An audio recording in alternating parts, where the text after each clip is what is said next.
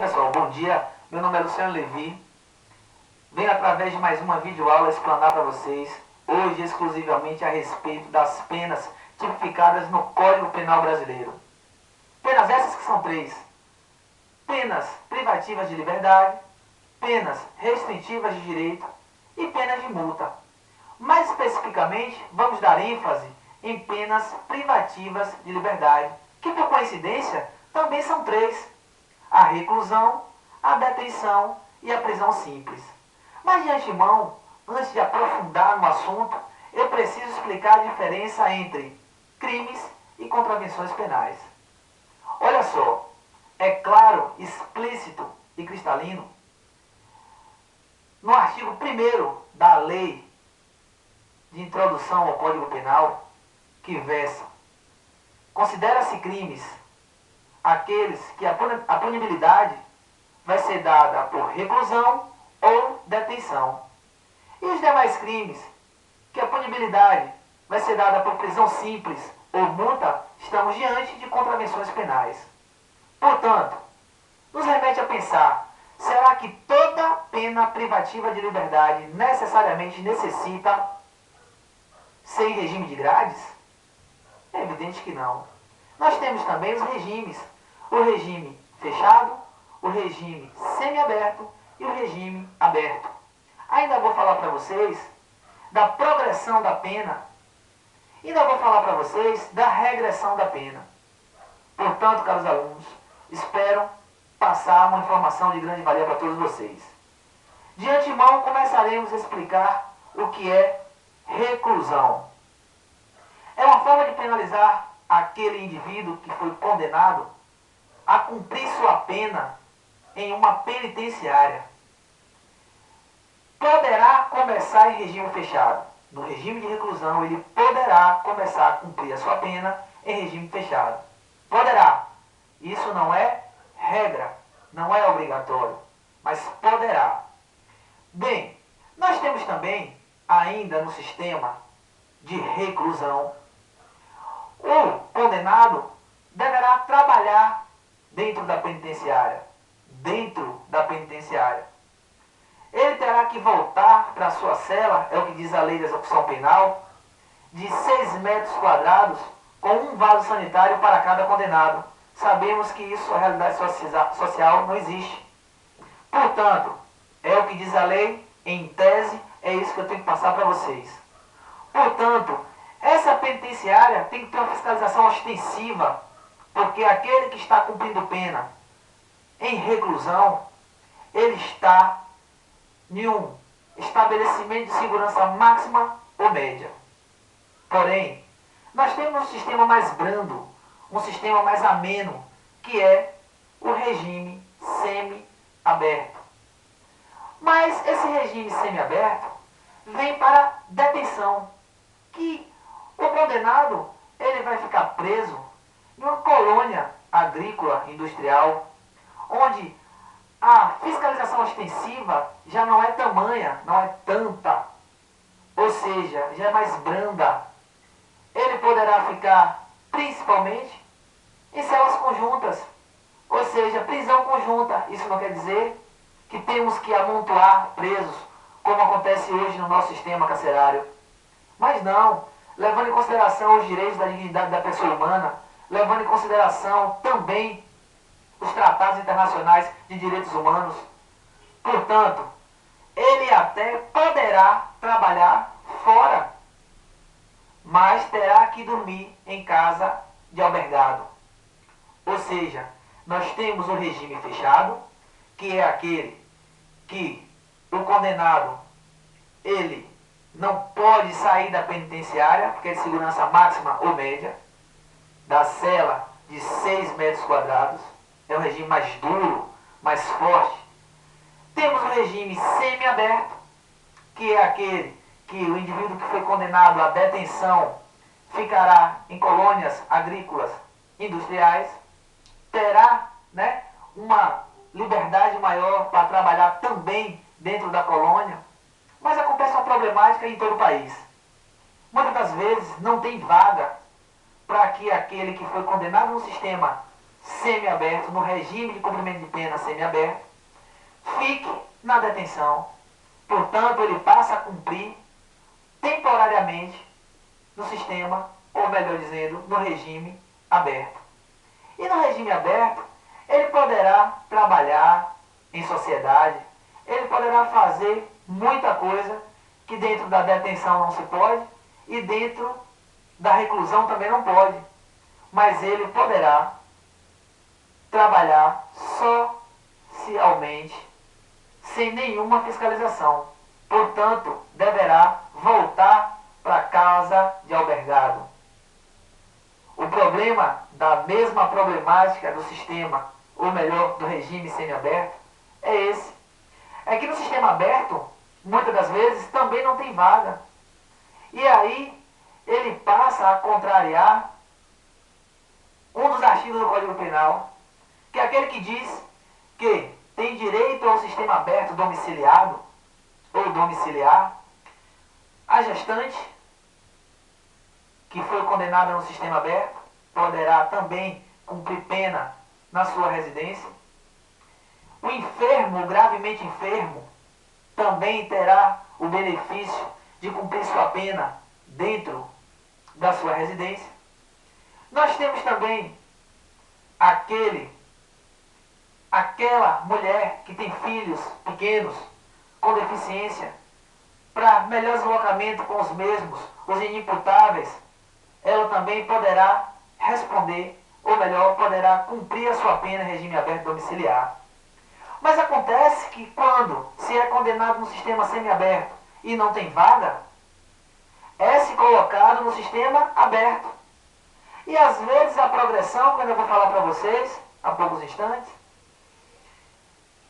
passa-se o tempo dele estar no regime semiaberto e chega o tempo dele progredir para o sistema aberto, mas como o condenado já se encontra no regime aberto, progride, mas não muda nada, ele continua no regime aberto. Temos um fenômeno chamado de progressão. A progressão nada mais é, caros alunos, do que a melhoria do cumprimento de pena. Essa melhoria ela é dada da seguinte forma: existem duas condições para ter o benefício, para que o condenado tenha o benefício da progressão: a condição objetiva e a condição subjetiva. Bem, nos crimes comuns, aqueles crimes conhecidos como comuns, o condenado que cumprir 1/6 da pena terá o direito à progressão para o regime semiaberto. Do regime semiaberto terá a progressão para o regime aberto. Porém, a primeira condição objetiva é que se o crime foi comum e ele cumpriu 1/6 da sua pena, aí sim ele pode progredir para o regime semiaberto. Porém, se o crime foi hediondo ou qualificado, coisa parecida, ele terá que cumprir 2/5 da pena. 2/5 da pena para depois ganhar o benefício da progressão. Porém, se da condição subjetiva, que vale tanto para o regime fechado, para o semiaberto como o aberto, é um pré-requisito fático, ele precisa merecer, vem através do mérito, ou seja, por bom comportamento. Então, o preso, ele tendo as condições objetivas e subjetivas, ele terá o direito ao benefício da progressão. Sendo que aquele condenado que for reincidente terá que, além de cumprir o que já foi dito, terá que cumprir 3/5 da pena. Então vocês observem que nós temos um sistema hoje, em tese, ressocializador. Ou seja, o artigo 1º da Lei de Introdução ao Código Penal é clara quando traz os benefícios, as atenuantes e as qualificantes. Mas acontece que existe condenados em vários crimes, em 2, em 3 crimes.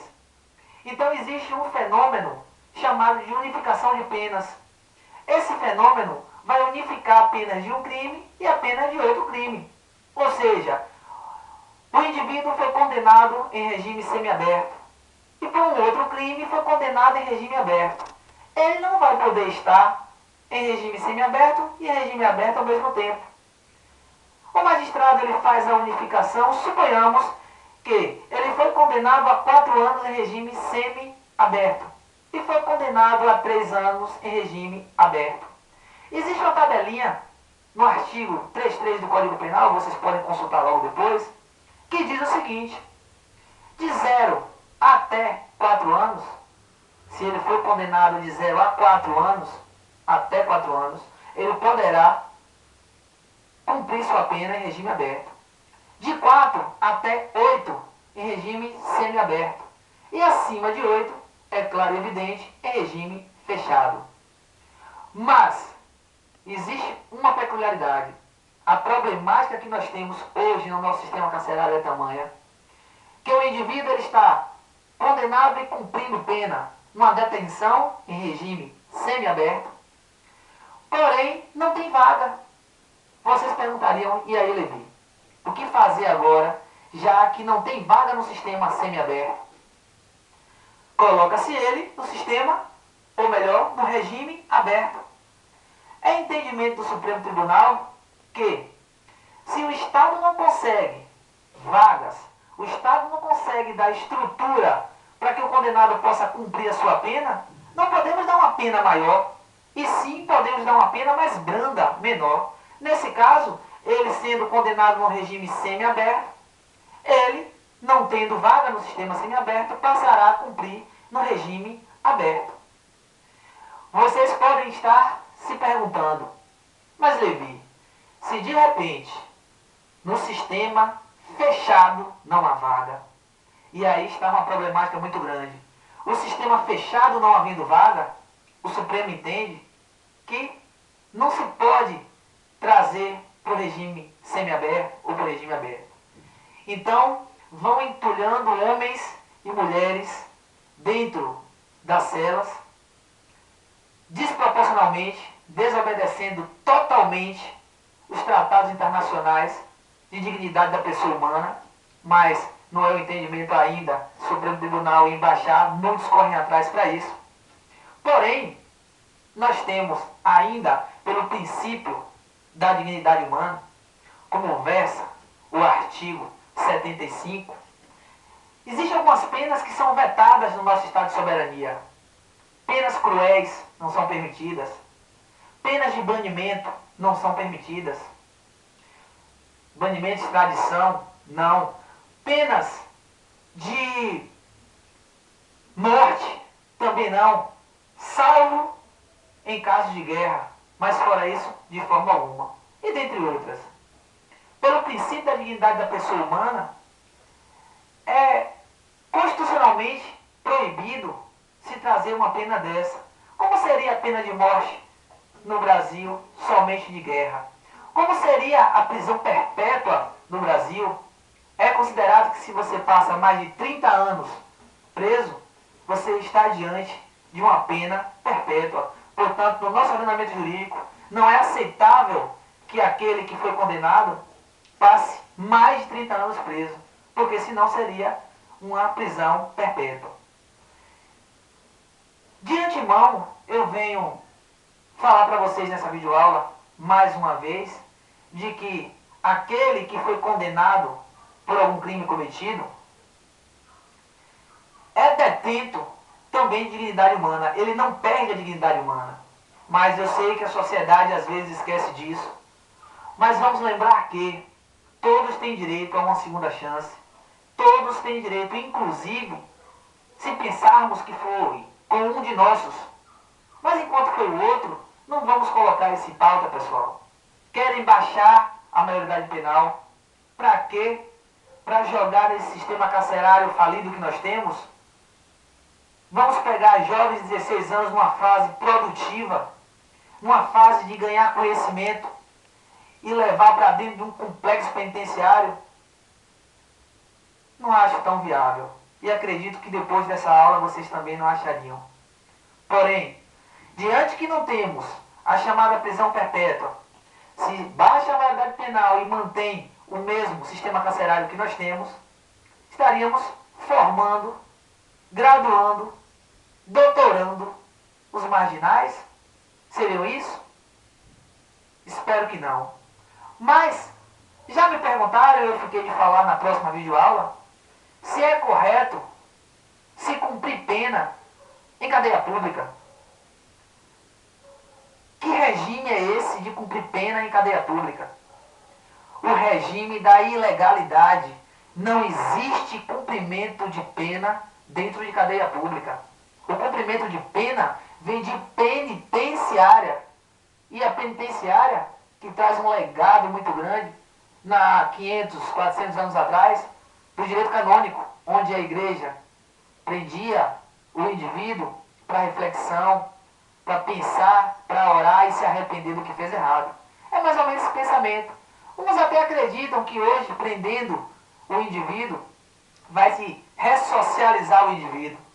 A pergunta que eu, Levi, faço é a seguinte: como eu posso socializar alguém retirando da sociedade? Fica a interrogação para todos vocês. É como se eu colocasse alguém para aprender a tocar violão sem violão. Portanto, caros alunos, vamos nos humanizar e entender que a problemática, para ser resolvida, não é simplesmente amontoar pessoas como sardinhas em latas. Existem outras possibilidades, e essas possibilidades não dependem só de nós, e sim dos órgãos públicos. Espero estar fazendo minha parte, passando algum conhecimento a respeito das penas privativas de liberdade, mas também não posso esquecer de falar da reingresso. O reingresso, nós temos o progresso, a progressão da pena, e o reingresso do preso, caso ele venha cometer atos ilícitos já estando no regime melhorado da sua pena. Eu disse para vocês que a progressão de pena se dá quando se cumpre aqueles requisitos objetivos e subjetivos, do fechado para o semiaberto, do semiaberto para o aberto. Mas tudo isso escalonado. Você pode me perguntar, existe a possibilidade, Levi, do reingresso do preso? Ou seja, ele estando no regime aberto, voltar para o regime fechado? Existe, claro que existe. Existe a possibilidade porque se ele cometer crimes por transitar de julgado, ele poderá voltar para o regime fechado. Mas só nesses casos. A lei diz isso que eu explanei para vocês aqui agora. A realidade social é muito mais diferente. Existe hoje pessoas cumprindo penas em cadeia pública no nosso Estado de soberania. Esse regime é o conhecido regime da ilegalidade. E isso não pode continuar. Espero ter trazido algum conhecimento das penas privativas de liberdade para todos vocês. Até a próxima aula com as penas restritivas de direitos e dentre outras. Muito obrigado e tenham um bom dia.